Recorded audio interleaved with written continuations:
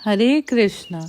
भगवान श्री कृष्ण की परम उपासक कर्माबाई जी जगन्नाथपुरी में रहती थी और भगवान को बचपन से ही पुत्र रूप में भजती थी।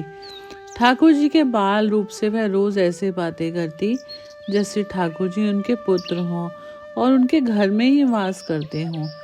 एक दिन कर्माबाई की इच्छा हुई कि ठाकुर जी को फल मेवे की जगह अपने हाथ से कुछ बनाकर खिलाए।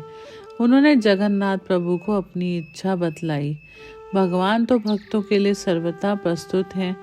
प्रभु बोले, माँ, जो भी बनाया है वही खिला दो, बहुत भूख लगी है।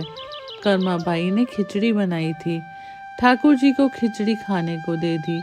प्रभु बड़े चाव से खिचड़ी खाने लगे और कर्माबाई यह सोचकर भगवान को पंखा झलने लगी कि कहीं गरम खिचड़ी से मेरे ठाकुर जी का मुंह ना जल जाए।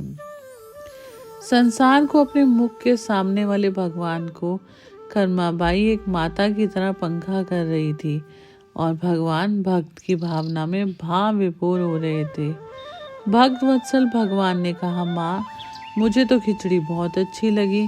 मेरे लिए आप रोज खिचड़ी ही पकाया करें, मैं तो यही आकर खाऊंगा। अब तो कर्माबाई जी रोज सुबह उठती और सबसे पहले खिचड़ी बनाती, बाकी सब कुछ बाद में करती थी। भगवान भी सुबह सवेरे दौड़े आते ही कहते, माँ, जल्दी से मेरी प्रिय खिचड़ी लाओ। प्रतिदिन का यही कर्म बन गया था। भगवान सुबह सुबह आते, भोग लगाते और फिर चले जाते। एक बार एक महात्मा कर्माबाई के पास आया।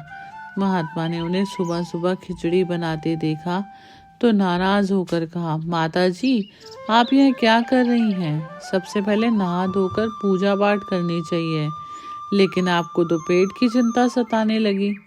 कर्मा बोली, क्या करूं महाराज, संसार जिस भगवान की पूजा अर्चना कर रहा होता है वही सुबह सुबह भूखे आ जाते हैं।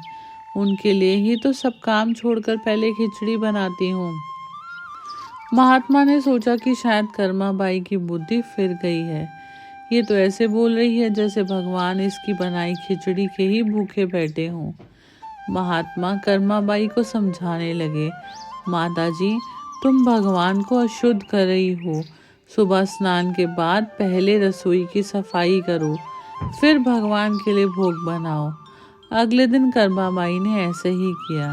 जैसे ही सुबह हुई, भगवान आए और बोले, माँ, मैं आ गया हूँ, खिचड़ी लाओ। कर्माबाई ने कहा, प्रभु, अभी मैं स्नान कर रही हूँ, थोड़ा रुको। थोड़ी देर बाद भगवान ने फिर आवाज़ लगाई, जल्दी करो माँ, मेरे मंदिर के पट खुल जाएंगे, मुझे वापस जाना है। वह फिर बोली, अभी मैं रसोई की सफाई कर रही हूँ प्रभु। भगवान सोचने लगे कि आज माँ को क्या हो गया, ऐसा पहले तो कभी नहीं किया। फिर जब कर्माबाई ने खिचड़ी परोसी तो भगवान ने झटपट करके जल्दी से खिचड़ी खाई, परंतु आज खिचड़ी में भी रोज वाले भाव का स्वाद भगवान को नहीं लगा था। फिर जल्दी जल्दी में भगवान बिना पानी पिए ही मंदिर में भागे। भगवान ने महात्मा को देखा तो समझ गए, अच्छा ये बात है, मेरी माँ को यह पट्टी इसी ने पढ़ाई है। अब यहाँ ठाकुर जी के मंदिर के पुजारी ने जैसे ही मंदिर के पट खोले तो देखा कि भगवान के मुंह पर खिचड़ी लगी हुई है। पुजारी बोले, प्रभु जी, ये खिचड़ी आपके मुंह पर कैसे लग गई? भगवान ने कहा, पुजारी जी, मैं रोज कर्माबाई के घर पर खिचड़ी खाकर आता हूँ। आप माँ कर्माबाई जी के घर जाओ और जो महात्मा उनके घर ठहरे हुए हैं उनको समझाओ, उसने मेरी माँ को गलत कैसी पट्टी पढ़ा दी। पुजारी ने महात्मा जी से जाकर सारी बात कही कि भगवान भाव के भूखे हैं। यह सुनकर महात्मा जी घबराए और तुरंत कर्माबाई के पास जाकर माता जी से कहा, माफ करो, ये नियम धर्म तो हम संतों के लिए है। आप तो पहले जैसे ही खिचड़ी बनाती थी वैसे ही बनाओ, आपके भाव से ही ठाकुर जी खिचड़ी खाते रहेंगे। फिर एक दिन आया जब कर्माबाई के प्राण छूट गए। उस दिन पुजारी ने मंदिर के पट खोले तो भगवान की आंखों में आंसू थे और प्रभु रो रहे थे।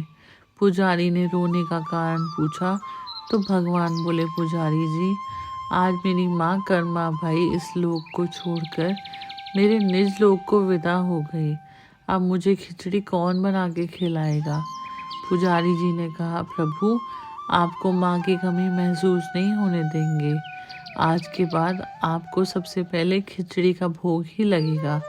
इस तरह आज भी जगन्नाथ भगवान को खिचड़ी का भोग ही लगाया जाता है। भगवान और उनके भक्त की ये अमर कथाएं अटूट आस्था और विश्वास का प्रतीक है।